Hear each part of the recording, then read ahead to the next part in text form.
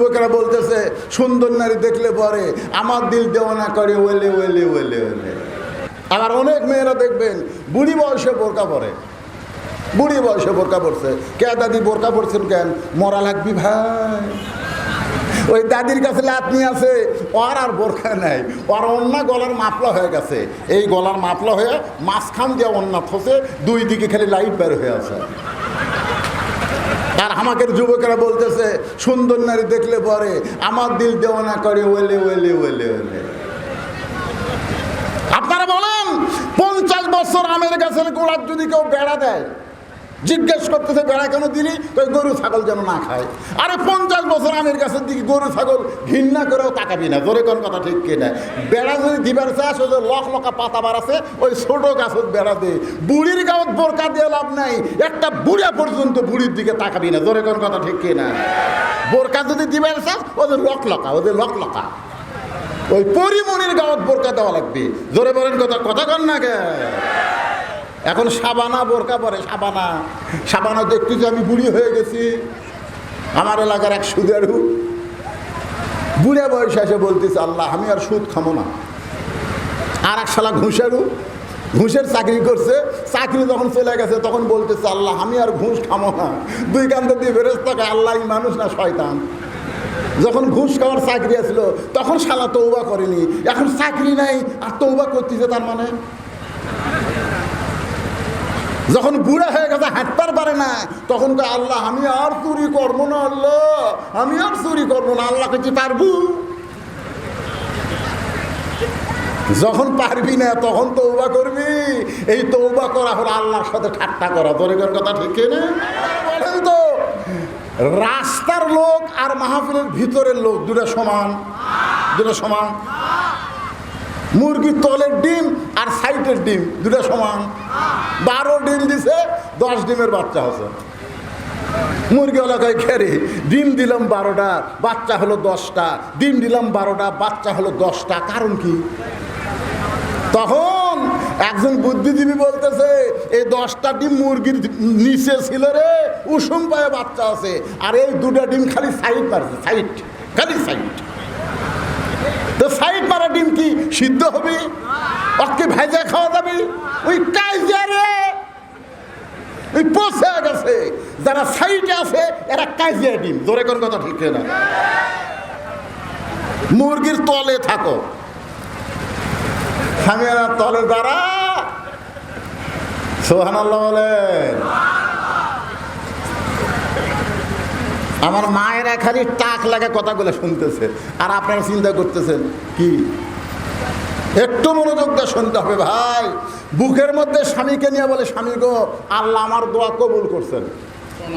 জোরে কন কি কারি? মাতাকুম রাসূলু ফাখুযুহু ওমা নাহাকুম আনহু ফান্তাহু মা ইয়ানতিকু আনিল হাওয়া ইন হুয়া ইল্লা ওয়াহয়ুহা। নবী নফসের তাড়নায় কিছুই করেন নাই, নবী যা কিছু করেছেন কার ইচ্ছায়। জবান খুলে বলতে হবে কার ইচ্ছায়। এই জন্য যাকে তাকে মানা যাবে না, একমাত্র নবীকেই মানতে হবে। জোরে বলেন কথা ঠিক কিনা? ওই দয়াল বাবা কেবলা কাবা আয়না কারিঘর, আয়না বসায় দিছে কলবের ভিতর। এলা বাবা টাবা কাল্লা বাবা কোনো বাবা চলবি না, জোরে কোন কথা ঠিক, কথা কন না কেন? আল্লাহ রাসূল বললেন খাদিজা আমি হলাম বন্টনকারী, আমি হলাম ঘোষণাকারী, দেওয়ার মালিক হলো আল্লাহ। খাদিজা বলে ইয়া রাসূলুল্লাহ সর্বপ্রথম আমি ঈমান গ্রহণ করেছি, এই পৃথিবীতে সর্বপ্রথম আমি ঈমান গ্রহণ করেছি। এরপর আল্লাহ আমাকে জান্নাতের এদের নেত্রী না বানায়া ফাতেমাকে নেত্রী বানানোর কারণ কি? আল্লাহ রাসূল বললেন 2 কারণ। এ মা বোনেরা মনোযোগ দিয়ে শোনেন।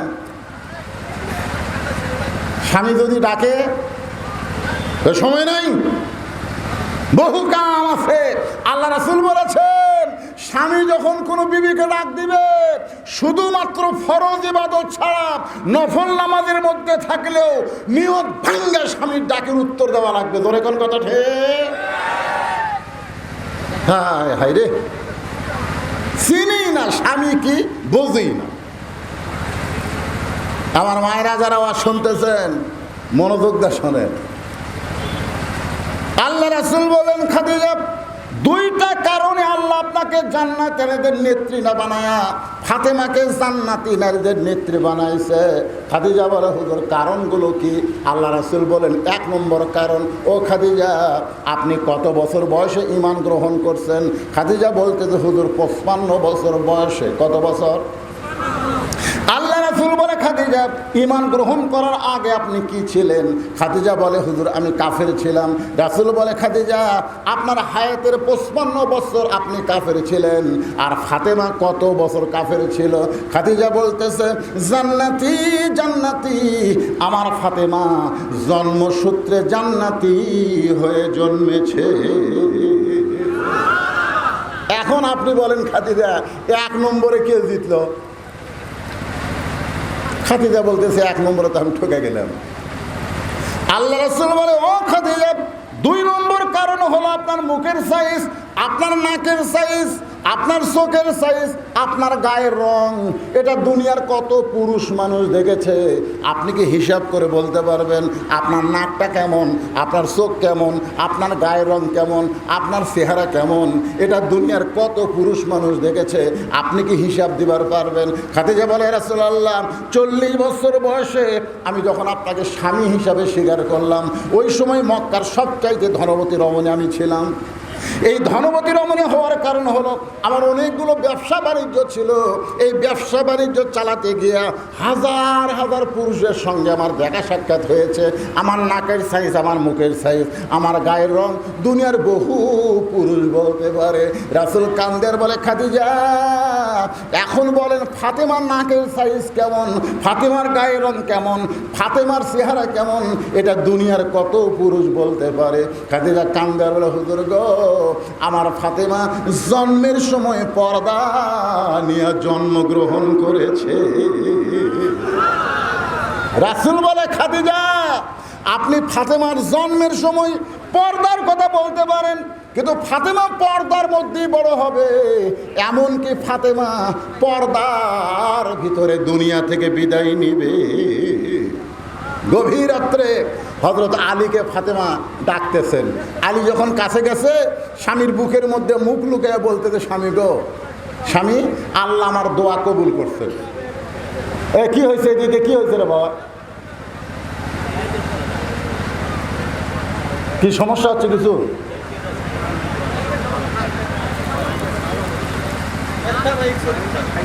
একটা মাইকও চলছে না। আপনাকে কি ওয়াজ শুনতে কোনো সমস্যা হচ্ছে? না চললে খবর কি? যদি না চলে অসুবিধা কি? আপনারা বলেন তো, রাস্তার লোক আর মাহফিলের ভিতরের লোক দুটো সমান? দুটো সমান? মুরগির তলের ডিম আর সাইডের ডিম দুটো সমান? 12 ডিম দিছে, 10 ডিমের বাচ্চা আছে। মুরগি এলাকায় খেরে ডিম দিলাম 12টা, বাচ্চা হলো 10টা, ডিম দিলাম 12টা, বাচ্চা হলো 10টা। কারণ কি? তখন একজন বুদ্ধিজীবী বলতেছে, এই 10টা ডিম মুরগির নিচে ছিল রে, উষুম পায়ে বাচ্চা আছে, আর এই 2টা ডিম খালি সাইড মারছে, সাইড, খালি সাইড। তো সাইড মারা ডিম কি সিদ্ধ হবে? ওকে ভেজা খাওয়া যাবে? ওই কাইজারে ওই পচে গেছে। যারা সাইডে আছে এরা কাইজিয়া ডিম। জোরে কোন কথা ঠিক না? মুরগির তলে থাকো, স্বামীরা তলে যারা, সুবহানাল্লাহ বলেন। আমার মায়েরা খালি টাক লাগা কথাগুলো শুনতেছে, আর আপনারা চিন্তা করতেছেন কি? একটু মনোযোগ দিয়ে শুনতে হবে ভাই। বুকের মধ্যে স্বামীকে নিয়ে বলে, স্বামী গো, আল্লাহ আমার দোয়া কবুল করছেন।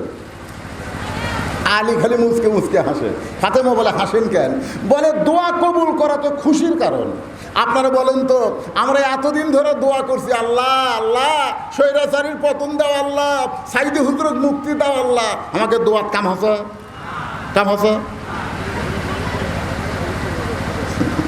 আমাদের দোয়ার কারণেই তো আবু সাইদ মুগ্ধরা জীবন দিছে। তোরে কোন কথা ঠিক না? যে দোয়া করতে করতে হুজুর বুড়া হয়ে গেল রে, কাম হচ্ছে না। বুড়া হয়ে গেছি, এমনও দোয়া করেছি রব্বানা আতিনা ফিদ দুনিয়া হাসিনা ওয়াফিল আখিরাতে হাসানা, বাংলাদেশে হাসিনা, মরে গেলে হাসানা। জোরে কোন কথা ঠিক কিনা? এই রে টেকনিকের দোয়া ভাই। হ্যাঁ, এই যে দোয়া করেছি সেই দোয়ার ফসল আমরা পেয়েছি 24 সালের 5 আগস্ট। ধরে বলেন কথা ঠিক? দোয়া মানে চেষ্টা, খালি দোয়া হয়নি, দোয়ার সাথে চেষ্টাও হয়েছে। আল্লাহর বান্দারা একটু মনোযোগ দিয়ে শুনবেন। দোয়া যদি কবুল হয় তাহলে খুশি হওয়ার কথা। ও ফাতেমা কান্দো কেন? ফাতেমা বলে স্বামী গো, আল্লাহ কি দোয়া কবুল করছে এটা কি আপনি শুনবেন না? আলী বলতেছে কি দোয়া? ফাতেমা বলতেছে ও গো স্বামী, আমি সবসময় দোয়া করতাম আল্লাহ পর্দার মধ্যে আমার মৃত্যু দিও। আল্লাহ তাআলা আমার দোয়া কবুল করেছে। আলী আরো হাসে। ফাতেমা বলে হাসেন কেন? বলে হাসার কারণ হলো যে মেয়েটা সারা জীবন পর্দার মধ্যে থাকছে তার তো মৃত্যু পর্দার মধ্যেই হবে। জোরে কোন কথা ঠিক কিনা? আর বাংলাদেশের মেয়েরা পর্দার মধ্যে থাকে না, মরার পরে 5 কাপড় দেয়, তার উপর আবার খাটনি ঢাকে চাদর দিয়ে। জোরে কোন কথা ঠিক কিনা? ফেরেশতা ঘরে আর কয় আল্লাহ এই মেয়ে গোটা এলাকা ঘুরিছে, এলাকার সব মানুষ এক চিনে, আল্লাহ তাকে 5 কাপড় দিয়ে খাটনি আমার চাদর দিয়ে ঢাকছে কেন? আল্লাহ বলতেছে দেশের নাম বাংলাদেশ রে, ওই দেশের মেয়েরা বাঁচতে পর্দা করে না রে, মরার পরে করে রে, মরার পরে করে। আপনারা বলেন তো মরার পরে 5 কাপড় দিয়া? আমার এলাকার এক মেয়ে মানুষ ভাইস চেয়ারম্যানের দাঁড়াচ্ছে। কোন চেয়ারম্যান? যাকে পায় তাকে হাত ধরে কয় ভাই ভাই, ও ভাই, ফট করে হাত ধরে বুকতে আসে, ভাই আমাকে একটা দিবেন ভাই। আমি ওর স্বামীর কাছে গিয়ে বললাম রে তোর বউ যে চেয়ারম্যানের দাঁড়াচ্ছে আর যাত্রার হাতলে বুকুর থেকে একটা করে ভোট চাই, তোর বউ মরলে কয় কাপড় দিব? স্বামী বলতে হুজুর আপনি আলেম মানুষ জানেন না, মেয়ে মানুষ মরলে 5 কাপড়। এগুলো 5টা মরে দিলে লাভ নাই তো, বাইসা থাকতে যা করতেছে মরার পর 500 কাপড় দিলেও কাম হবে না। এ কথা কোন ঠিক কিনা? আমার মাইদেরকে বলতেছি মা, মরার পরে 5 কাপড় খাটনি চাদর দিয়ে ঢাকা লাভ নাই, জীবিত অবস্থায় পর্দা করা লাগবে। জোরে কোন কথা ঠিক কিনা? আবার অনেক মেয়েরা দেখবেন বুড়ি বয়সে বোরকা পরে, বুড়ি বয়সে বোরকা পরছে। কে দাদি বোরকা পরছেন কেন? মরা লাগবি ভাই। ওই দাদির কাছে লাতনি আছে, ওর আর বোরকা নাই, ওর অন্য গলার মাপলা হয়ে গেছে। এই গলার মাপলা হয়ে মাঝখান দিয়ে অন্য ফসে, 2 দিকে খালি লাইট বের হয়ে আছে। আর আমাদের যুবকেরা বলতেছে সুন্দর নারী দেখলে পরে আমার দিল দেওয়ানা করে ওলে ওলে ওলে ওলে। আপনারা বলেন 50 বছর আমের গাছের গোড়ার যদি কেউ বেড়া দেয়, জিজ্ঞেস করতেছে বেড়া কেন দিলি? ওই গরু ছাগল যেন না খায়। আরে 50 বছর আমের গাছের দিকে গরু ছাগল ঘৃণা করেও তাকাবি না। জোরে কোন কথা ঠিক কিনা? বেড়া যদি দিবার চাষ ওই যে লকা পাতা বাড়াছে ওই ছোট গাছত বেড়া দে। বুড়ির গাঁত বোরকা দিয়ে লাভ নাই, একটা বুড়া পর্যন্ত বুড়ির দিকে তাকাবি না। জোরে কোন কথা ঠিক কিনা? বোরকা যদি দিবার চাষ ওদের লকা, ওদের লকা ওই পরিমণির গাঁত বোরকা দেওয়া লাগবে। জোরে বলেন কথা, কথা কন না কে? এখন সাবানা বোরকা পরে, সাবানা দেখতেছি আমি বুড়ি হয়ে গেছি। আমার এলাকার এক সুদেরু বুড়ে বয়সে এসে বলতেছে আল্লাহ আমি আর সুদ খামো না। আর এক শালা ঘুষের চাকরি করছে, চাকরি যখন চলে গেছে তখন বলতেছে আল্লাহ আমি আর ঘুষ খামো না। 2 কান্দে দিয়ে ফেরেশতা আল্লাহ মানুষ না শয়তান। যখন ঘুষ খাওয়ার চাকরি আসছিল তখন শালা তৌবা করেনি, এখন চাকরি নাই আর তৌবা করতেছে। তার মানে যখন বুড়া হয়ে গেছে হাঁটতে পারে না তখন তো আল্লাহ আমি আর চুরি করবো না, আল্লাহ আমি আর চুরি করবো না। আল্লাহ কাছে পারবো? যখন পারবি না তখন তৌবা করবি। এই তৌবা করা হলো আল্লাহর সাথে ঠাট্টা করা। তোর কথা ঠিক না? জুয়ান বয়সে মসজিদে যায় না, বুড়া বয়সে মসজিদে যায়, আর বসবার পারে না, লাতিক কষে একটা চেয়ার নিয়ে যায় সামনে কাতার থুসরে। এখন লাতি চেয়ার নিয়ে যায় সামনে কাতার থসে। এখন দাদা যায় সারাদিন শালা ঘুরে বেড়ায়, 10 কেজি ব্যাগ নেয় বাজার থেকে বাড়িতে আসে, আর মসজিদের যায় আমার চেয়ার কুটি। সামনে কাতারে চেয়ারে বসেছে, মসজিদে কোনো চেয়ার থাকবে না, সমস্ত চেয়ার মসজিদ থেকে বের করতে হবে। আল্লাহ কোরআনে বলেছেন কুমু লিল্লাহি কানিতিন, নামাজ যদি পড়তে চাও দাঁড়ানো হলো নামাজের মধ্যে একটা ফরজ। জোরে বলেন কথা ঠিক কিনা? তুমি যখন দাঁড়ায় নামাজ পড়তে পারবা তখন তুমি ফিল্ডিং মারছে, আর বুড়া বয়সে চেয়ারে মসজিদ দিয়েছে আল্লাহর সাথে ঠাট্টা করবে। এই জন্য আল্লাহ রাসূল বলেছেন হাসরের ময়দান আল্লাহ বলবে না তোমার শৈশবকালের হিসাব দাও, আল্লাহ বলবে না তোমার বুড়াকালের হিসাব দাও, আল্লাহ বলবে যৌবনের হিসাব দেওয়া জান্নাতে চলে যাও। ধরে কোন কথা ঠিক? তাই এলাকার যুবকদের বলতেছি, খালি মসজিদ দোতলা অজুখানা দোতলা করে লাভ নাই। প্রত্যেকটা যুবককে 5 ওয়াক্ত নামাজ মসজিদের জামাতের সঙ্গে আদায় করা লাগবে। ধরে বলেন ঠিক? কারা কারা 5 ওয়াক্ত নামাজ মসজিদ জামাতে পড়বেন 2 হাত তুলে আমার আল্লাহর দেখান। লিল্লাহে তাকবীর। হাত নামান। মসজিদ দান করলে মসজিদ হয় না, 560টা মসজিদ আমাদের শেখ হাসিনা বানাতে গেছে। ধরে কোন ঠিক কিনা? রাস্তার ধার দিয়ে গেল খালি চক চক করতেছে, মডেল মসজিদ। ভিতরে ঢুকে দেখেন 1.5 কাতার মুসল্লি নাই। সবচাইতে বড় স্বৈরাচার হলো আজান শোনার পরে মুসলমান দাবি করে মসজিদের মধ্যে ঢোকে না।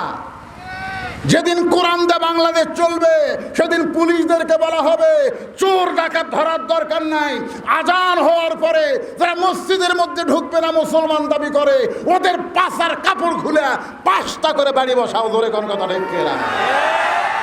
লা সালাতা লা ঈমানা, যার নামাজ নাই তার কোনো ঈমান নাই। বাইনাল আবদি ওয়াল কুফরি তরকুস সালাত, বান্দার কাফেরের মধ্যে পৃথক করা জিনিসটার নামই হলো নামাজ।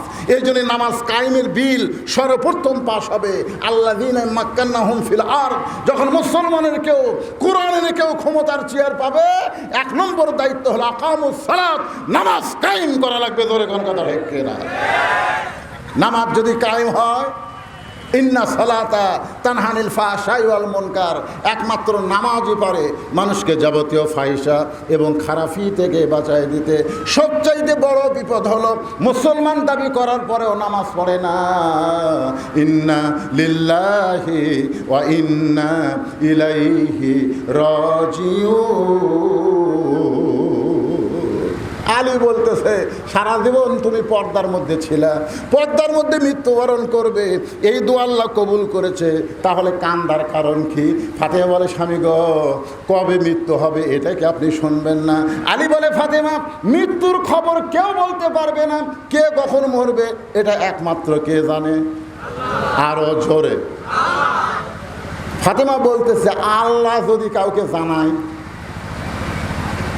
আলী বলতেছেন আল্লাহ যদি জানায় সেটা ভিন্ন কথা। ফাতেমা বলতেছে আল্লাহ পাক আমাকে জানাইছেন আজকে গভীর রাত্রে আমার মৃত্যু হবে। যেই বলছে গভীর রাত্রে মৃত্যু হবে, গাছের গোড়া কাটলে গাছটা যেমন পড়ে যায় হযরত আলী তেমনি পড়ে গেলেন ঘরের মাঝে। মা ফাতেমা আস্তে আস্তে স্বামীর মাথা উরাতের উপরে নিয়ে মুচকি হাসি দিয়া কপালে একটা চুমু দিয়ে বলে স্বামী গো এতদিন আমি জানতাম আপনি আসাদুল্লাহিল গালিব, এতদিন আমি জানতাম আপনি জ্ঞানের রাজা, কিন্তু আমার মৃত্যুর খবর শুনে আপনি এভাবে পড়ে গেলেন। আপনি কি জানেন না এই দুনিয়া থাকার জায়গা না, আসলে যাইতেই হবে। জোরে কোন কথা ঠিক না? স্টার জলসা জি বাংলা যে নারীরা দেখতেছেন, ভারতের চ্যানেলগুলো দেখতেছেন আর বজরুলের ওয়াজ শুনতেছেন, কাম হবি না। চ্যানেল দেখতে দেখতে মরে যাবেন, হিন্দুর সাথে জাহান্নামে যাওয়া লাগবে। জোরে কোন কথা ঠিক না? যেই ভারত আমাদের 400 বছরের পুরাতন বাবরি মসজিদ ভাঙ্গা রাম মন্দির বানালো, সেই ভারত আমাকে বন্ধু না শত্রু? আরো জোরে বলেন। ফারাক্কার বাঁধ খুলে দিয়ে বাংলাদেশকে যে ভারত ডুবাতে চায়, বাংলাদেশের শুধু হাসিনা শুধু শেখ মুজিবরকে ভারত পছন্দ করে, বাংলার জনগণকে ভারত পছন্দ করে না। কারণ শেখ হাসিনা বাংলাদেশকে ভারতের অঙ্গরাজ্য বানাবার চাইছিল। জোরে কোন কথা ঠিক কিনা? আমার মা বোনদের অনুরোধ করি, মা স্টার জলসা জি বাংলার ধার দিয়ে যাবেন না, কারণ ওই নাটক চলতে চলতে হিন্দুর পূজার বাদ্য বাজে কি বাজে না? এজন্য এখন বাজে কি বাজে না? মুসলমানের ঘরের মধ্যে কি হরি হরি হরি হরি আমার মায়েরা মনোযোগ দিয়ে শোনেন। ফাতেমা বলে, স্বামী গো, আমি মরে যাওয়ার পরে আমার 3টা চাওয়া আপনি পুরা করবেন। 1 নম্বর চাওয়া হলো রাতের অন্ধকারে মৃত্যু হবে, রাতের অন্ধকারই আমাকে দাফন করবেন। 1 নম্বর চাওয়া কি? রাতের অন্ধকারে মৃত্যু হবে, রাতের অন্ধকারেই দাফন করবেন। 2 নম্বর চাওয়া হলো আমার কোনো জানাজার ব্যবস্থা করবেন না। 3 নম্বর চাওয়া হলো আমার লাশটা খাটনিতে তুলবেন না, আপনি কান্দে করে নিয়ে জান্নাতুল বাকির পূর্ব কোণায় সবুজ রঙের একটা বাতি জ্বলবে, ওই বাতি বরাবর আমাকে দাফন করবেন। দাফন করার পরে হযরত আলী আল্লাহকে বলতেছে, আল্লাহ ফাতেমার পর্দাকে কবুল করে নাও। বলার সঙ্গে সঙ্গে সামনে কয়েকটা পুরাতন কবর দেখা যায়। আলী চিৎকার করে বলে, এখনই ফাতেমার কবর দিলাম, সেই নতুন কবর গেল কোন জায়গায়? কে যেন বলতেছে, আলী রে, ফাতেমা পর্দা নিশি, আমি আল্লাহ জোহরা ডিগ্রি দিয়া ফাতেমার কবরটাকেও পর্দা করে দিয়েছি। মায়েরা, ও মা, যদি ফাতেমার অধীনে জান্নাতে থাকতে চান তাহলে পর্দা ছাড়া উপায়। আরো জোরে বলেন। সমস্ত মেয়েরা যদি পর্দার মধ্যে ঢুকে যায়, আমাদের যুবকেরা আর মোবাইল নিয়ে ইটিস করবে না, আমাদের যুবকেরা 5 ওয়াক্ত নামাজি হয়ে যাবে।